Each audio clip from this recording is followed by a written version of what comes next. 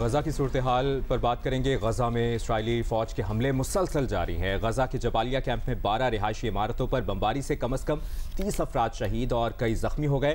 خان یونس میں بھی بمباری سے 40 فلسطینی شہید ہوئے ہیں۔ القدس اسپتال کے اطراف شیلنگ، دھماکے، شدید فائرنگ کا سلسلہ پچھلے 1-1.5 ماہ سے جاری ہے۔ آج شفا اسپتال کے ڈاکٹرز نے اسپتال لازمی خالی کرنے کی اسرائیلی دھمکی ماننے سے انکار کر دیا ہے۔ اسپتال کے ڈائریکٹر نے کہا ہے کہ اسپتال چھوڑا تو 700 مریض مر جائیں گے۔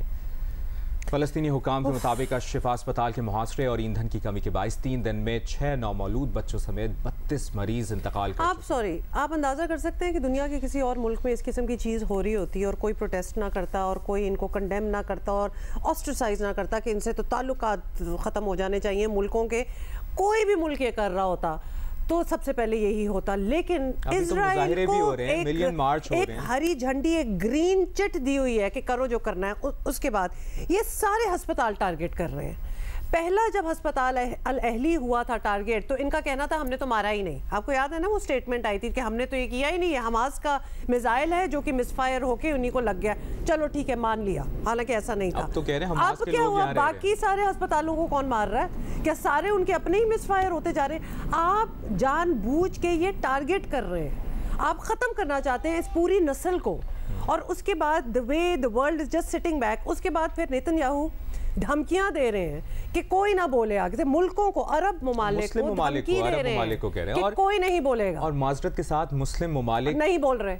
OIC اجلاس ہوا، سارے بڑے بڑے وہاں پر موجود تھے، بیانات، مذمت، یہ نہیں ہونا چاہیے، جنگ بندی ہونی چاہیے۔ صرف بیانات سے کچھ نہیں ہوگا۔ مسلم ممالک ایک بہت بڑی فورس ہے، اگر مل کے ایک غزہ میں جنگ بندی آپ نہیں کروا سکتے نا تو پھر کوئی فائدہ نہیں ہے۔ ان بیانات کا، ان اجلاسوں کا نہ کریں۔ پہلے دن جو ہر چیز کا ان کے پاس جواز یہ ہے کہ جی انسٹیگیٹ کس نے کیا تھا، سٹارٹ کس نے کیا تھا، حماس نے کیا تھا۔ نہیں، بات یہ ہے کہ سٹارٹ بہت پہلے سے ہوا ہے، کہ اس دن اتنا سٹارٹ نہیں ہوا تھا۔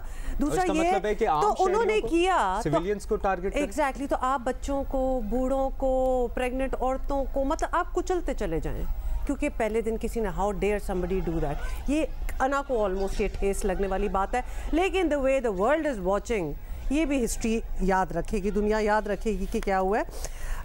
غزہ سے ہمیں بتا رہے ہیں کہ حالات کیا ہے آن دا گراؤنڈ، جس طرح ہم کہتے ہیں کہ وہاں سے ہمیں پتہ چلتا ہے۔ ہشام مانا ہمارے ساتھ ہیں جو کہ ICRC international committee of the red cross کے اسپوکس پرسن ہیں from Gaza. Let's watch. First of all, I'd like to start with our call that we demand the protection of patients, healthcare workers, medical facilities in Gaza amidst escalating attacks.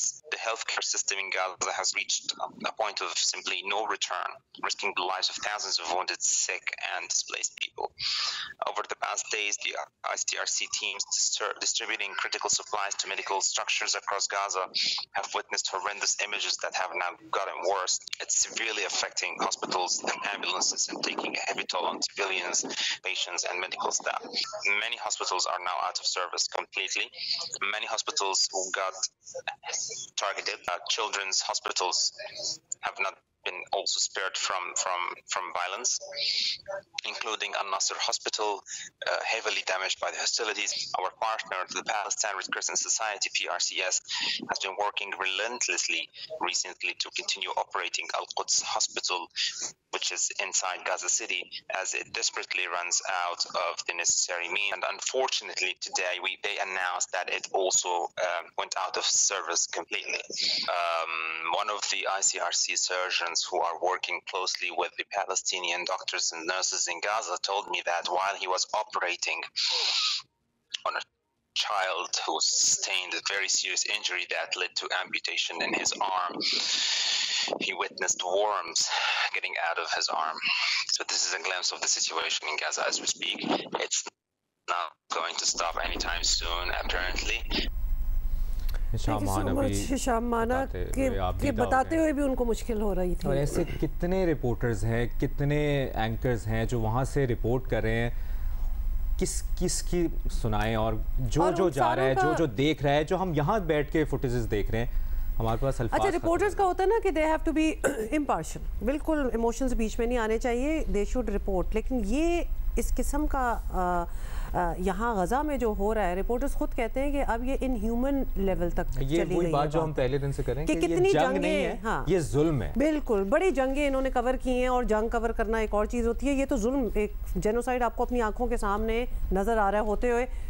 ہم اس century میں بیٹھے ہوئے ہیں اور یہ ہو رہا ہے. اس بات سے تو ایک خوف زیادہ ہو جاتے ہیں کہ ہم نے کچھ نہیں سیکھا، کبھی کچھ نہیں رکنے والا، یہی فیلنگ ہوتی ہے. خاموش ہی رہیں گے. غزہ کی صورتحال پر ریمارکس دینے پر برطانوی وزیر داخلہ سویلا براورمین کو عہدے سے ہٹا دیا گیا. تمام تر معاملے پر بات کرنے کے لیے ہمیں جوائن کریں bureau chief Geo news UK. Actually ان سے ہم نے پہلے بات کی تھی، بیکاز آپ کو پتہ ہے نا there is a bit of a time difference, تو ہم نے کچھ سوال مرتضیٰ کے لیے رکھے تھے جو کہ ہم آپ کو سوال دے دیتے ہیں اور پھر بتائیں گے انہوں نے جواب کیا دیا. سب سے پہلے تو ہم نے مرتضیٰ سے یہی پوچھا کہ برطانوی حکومت میں اچانک بہت سی تبدیلیاں ہو رہی ہیں، بہت لوگ آ رہے ہیں، بہت لوگ جا رہے ہیں. آبویسلی مظاہرے بھی آپ کو دیکھا ہے، ملینز کی تعداد میں لوگ نکلے ہوئے ہیں، تو اتنا سخت ایکشن کیوں ضروری سمجھا وہاں کی حکومت نے؟ تو مرتضیٰ نے یہ جواب دیا.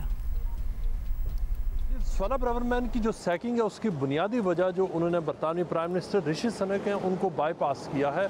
انہوں نے ایک آرٹیکل لکھا سویلا براورمین نے پچھلے تھرسڈے کو جو دی ٹائمز اخبار میں، اور اس آرٹیکل میں انہوں نے جو میٹروپولیٹن پولیس ہے، اسکاٹلینڈ یارڈ ہے، اس کے اوپر انہوں نے سنگین الزامات عائد کیے اور ان پر حملے کیے، جس کے بعد برطانیہ میں ایک بہت بڑا بحران پیدا ہوا تھا. اور اس آرٹیکل میں انہوں نے باقاعدہ طور پر انہوں نے میٹروپولیٹن پولیس کے جو پروفیشنل کنڈکٹ ہے اس کے اوپر الزامات لگائے، سوالات اٹھائے، اور انہوں نے یہ الزام لگایا کہ میٹروپولیٹن پولیس جو فلسطین کی حمایت میں جو لوگ مظاہرے کرتے ہیں ان کے ساتھ وہ نرم رویہ رکھتے ہیں، جبکہ جو مختلف دیگر گروپس ہیں، جو ریسسٹ گروپس ہیں، فاشسٹ گروپس ہیں، جو اینٹی امیگرنٹ گروپس ہیں، ان کے ساتھ پولیس سخت برتاؤ کرتی ہے. یہ ایک ایسا کمپیریزن تھا جس کی وجہ سے بہت زیادہ اس آرٹیکل کے پبلش ہونے کے صرف 48 آورز کے بعد جس جگہ پر ہم کھڑے ہیں ڈاؤننگ اسٹریٹ کے سامنے، یہیں پر جو ریسسٹ اور جو فاشسٹ گروپس ہیں انہوں نے یہاں آ کر پولیس کے اوپر ریممبرنس ڈے کے اوپر باقاعدہ حملے کیے اور کئی پولیس والوں کو زخمی بھی کیا. یہ وہ سارے وہ لوگ ہیں جو ہفتے کے دن جہاں جمع ہوئے تھے، اور ان کا یہاں پر جمع ہونے کا مقصد جو فلسطین کے لیے مظاہرہ کرنے والے لوگ تھے ان کے ساتھ ٹکراؤ تھا. اور اس کی وجہ سے جو سویلا براورمین کے اوپر یہ الزام تھا کہ انہوں نے ان ریسس کو کہ جو چھپ گئے تھے ان کو انکریج کیا، ان کو جرأت دی کہ وہ آ کر پولیس کے اوپر حملے کریں، اور ان کو مین اسٹریم کا حصہ ایک بار پھر بنایا. جہاں پر جو نسلی تعلقات ہیں اس حوالے سے یہ ایک بہت ہی ایک سنگین ان سے یہ ایک غلطی ہوئی. لیکن اس کے ساتھ ساتھ جو آرٹیکل پبلش ہوا وہ آرٹیکل جس میں انہوں نے پولیس پر حملے کیے اور انہوں نے انڈائریکٹلی مسلمانوں پر اور جو پرو مسلم کازز ہیں ان کے اوپر حملے کیے تھے، اس آرٹیکل میں جو خاص طور پر جس کی وجہ سے ان کو سیک کیا گیا وہ پولیس کے اوپر جو ان کا حملہ تھا وہ بنیادی وجہ. ہم نے مرتضیٰ علی شاہ سے یہ بھی پوچھا کہ اب برطانوی حکومت ایک الگ سٹانس پر کھڑی نظر آ رہی ہے، کیا کابینہ میں تبدیلیوں کے بعد یہ سمجھا جا رہا ہے کہ اب پالیسی میں بھی شفٹ آئے گی؟ انہوں نے یہ جواب دیا. جی، جہاں تک برطانیہ کی پالیسی ہے فلسطین اور اسرائیل کانفلکٹ کے حوالے سے اس میں کوئی بڑی تبدیلی نہیں آنے والی. وہ بہت کلیئر ہے کہ برطانوی حکومت اتنی ہی پرو اسرائیل ہے جتنی امریکن حکومت ہے اور دیگر بہت ساری جو ویسٹرن حکومت ہے. بلکہ اس حوالے سے جو بہت جو لیڈر کا جو رول ادا کیا جا رہا ہے جو پرو اسرائیل جو کسی بھی گورنمنٹ کا وہ برطانیہ ان میں پیش ہے. اس حوالے سے کوئی بڑی تبدیلی نہیں آنی. لیکن جو ایٹ لیسٹ جو نئے وزیر خارجہ ہیں ڈیوڈ کیمرون آئے اور اس کے ساتھ ساتھ جو نئے ہوم سیکرٹری آئے ہیں ان سے یہ امید کی جا رہی ہے کہ وہ اس طرح کی زبان استعمال نہیں کریں گے جس طرح کی زبان سویلا براورمین نے کی، جس کی وجہ سے انہوں نے مختلف کمیونٹیز کو ایک دوسرے کے سامنے لا کر کھڑا کیا، جو کہ کسی بھی خاص طور پر جو ہوم سیکرٹری ہوتا ہے اس سے اس قسم کی زبان کی جو ایکسپیکٹیشن نہیں کی جاتی. لیکن خیال یہ تھا کہ سویلا براورمین اپنی ذاتی پروجیکشن کے لیے ایسے بیانات دے رہی ہیں جو ہوم لیس لوگوں کے خلاف، امیگرنٹس کے خلاف، پاکستانیز کے خلاف، مسلمانوں کے خلاف اور مختلف جو دیگر کمیونٹیز ہیں ان کے خلاف وہ جو بیانات دے رہی تھی.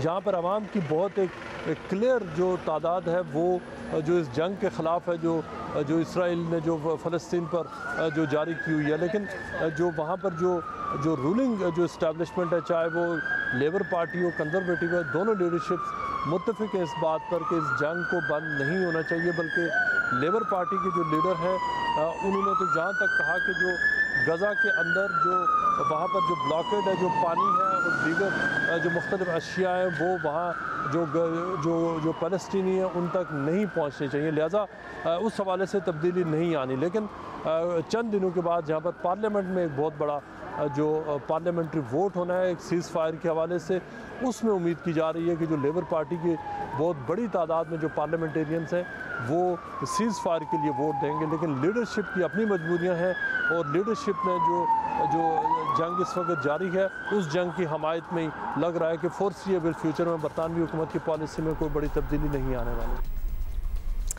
مرتضیٰ علی شاہ صورتحال سے آگاہ کرے تھے۔ ابھی ایک تازہ خبر یہ بھی آئی ہے عرب میڈیا کی جانب سے کہ غزہ میں خان یونس میں اسرائیلی حملے میں اموات کی تعداد 10 ہو گئی ہے اور خان یونس میں اسرائیلی حملے میں شہید ہونے والوں میں بچے بھی شامل ہیں۔